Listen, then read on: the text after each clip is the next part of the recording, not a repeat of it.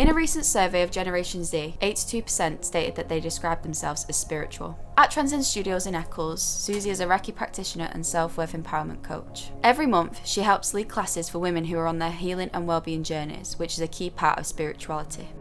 There was one time where I was in a meditation and I had asked to, this is beforehand, I wanted to understand what God was, and I had just this bright golden light shining, and it was so bright, and then there's just this overwhelming feeling of bliss, and I just started crying with pure joy, and it just made me realize that that's a feeling that relates to God, a higher consciousness that's pure love, rather than what you are told by religion, which a lot of the time is based on fear.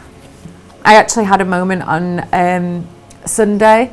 I did a breathwork session just online at home, and it just really, I just had this overwhelming feeling of joy and proudness for how I've transmuted a lot of my challenges into this moment where I feel just pure love and gratitude for where I'm at.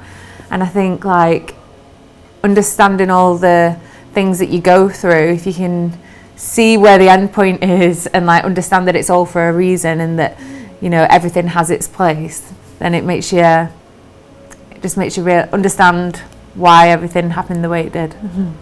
I facilitate women's circles, full moon circles, and I'm a Reiki practitioner and sound healer, but also working with different energy centers and journaling, meditation, and then that grew to sound healing as well.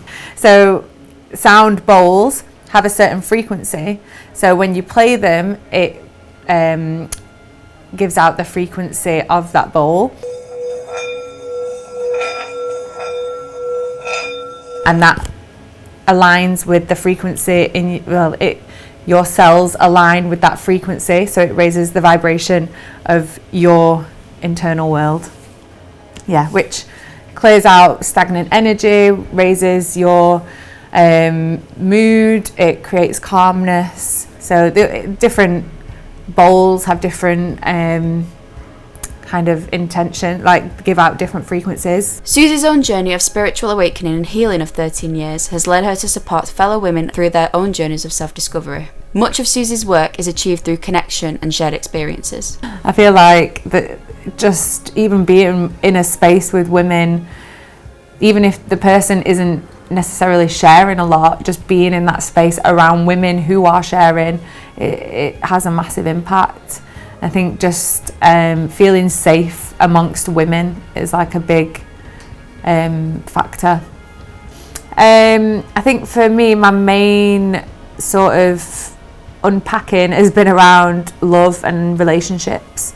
I think from early childhood, my parents divorcing and then having a not very disempowering relationship in my early years, late teens, early 20s, and I think that was my biggest kind of learning around love and relationships, because if you don't know who you are and if you don't spend time getting to know who you are, then when you're around people you'll just kind of go with whatever everyone else is saying and doing. Do you know what I mean? So you wouldn't have your own thoughts, beliefs and things like that, because you just always go with the crowd.